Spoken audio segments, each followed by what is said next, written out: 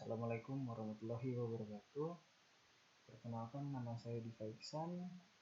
Di sini saya akan mempresentasikan hasil UTS Psikologi Komunikasi. Yang pertama, psikoanalisis. Psikoanalisis merupakan teori yang menjelaskan tentang hakikat dan perkembangan kepribadian manusia. Menurut Sigmund Freud, psikoanalisis adalah cabang ilmu yang dikembangkan oleh Sigmund Freud dan para pengikutnya sebagai studi fungsi dan perilaku manusia. Di sini ada dua menurut Sigmund Freud. Thanatos atau destruktif atau insting kematian adalah suatu kenyataan yang tidak dapat dipungkiri bahwa setiap manusia pada akhirnya akan meninggal juga.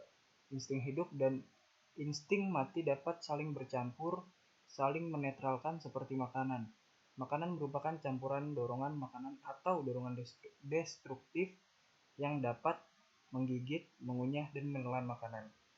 Menurut Sigmund Freud, eros atau insting hidup adalah dorongan yang membuat manusia dapat melakukan survival dan reproduksi seperti lapar dan haus.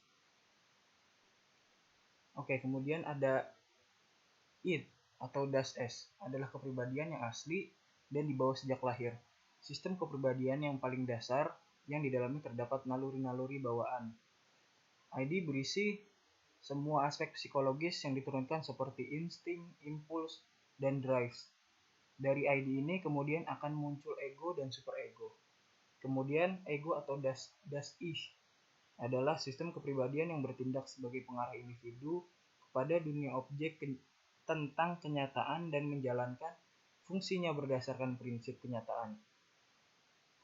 Pelaksana atau eksekutif dari kepribadian yang memiliki dua tugas utama. Yang pertama adalah stimuli dan yang kedua menentukan kapan dan bagaimana kebutuhan dipuaskan.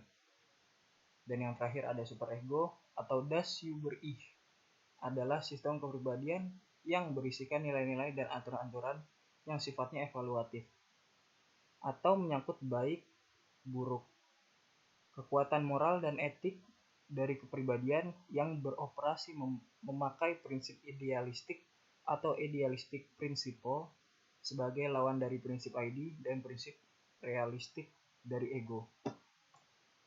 Kemudian behaviorisme. Behaviorisme adalah ilmu psikologi yang mempelajari tentang tingkah laku manusia.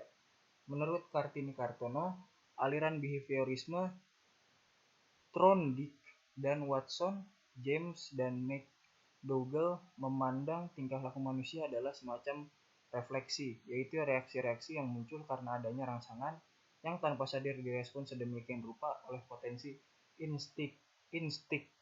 instinktif makhluk hidup. Kognitif merupakan teori tingkah laku manusia yang tampak tidak dapat diukur dan diterangkan tanpa melibat proses mental yang lain seperti motivasi, sikap, minat, dan kemauan. Manusia tidak lagi dipandang sebagai makhluk yang menanggapi secara pasif terhadap lingkungan, tetapi sebagai makhluk yang berusaha memahami sekitar lingkungannya. Humanisme adalah sebuah pikiran yang mengedepankan nilai dan kedudukan manusia dengan menjadikannya sebagai kriteria dalam segala hal apapun. Menurut Franz Magis Suseno mengemukakan bahwa humanisme berarti martabat atau dignity dan nilai atau value dari setiap manusia dan semua upaya untuk meningkatkan kemampuan-kemampuan alamiah secara penuh. Dan yang kedua, sensasi merupakan bagian dari persepsi. Persepsi merupakan bagian proses yang mengolah informasi yang terdiri dari sensasi, persepsi, memori, dan berpikir. Persepsi merupakan proses memberikan makna pada sensasi sehingga manusia dapat memperoleh pengetahuan baru. Sedangkan sensasi adalah proses menangkap stimuli tentang pengalaman, objek, peristiwa, dan hubungan-hubungan yang diperoleh dengan menyimpulkan informasi. Sensasi adalah sebagian dari persepsi. Contoh sensasi merupakan bagian dari persepsi. Salah satunya adalah stimulus dan personalized perception. Pertama, ada cahaya yang masuk ke mata, 2. Bunyi atau suara yang masuk ke dalam telinga. Dan yang terakhir, pengalaman, lingkungan, emosi, dan ingatan-ingatan personal. Sekian, terima kasih. Saya Diva Iksan. Wabillahi taufiq wal hidayah. Wassalamualaikum warahmatullahi wabarakatuh.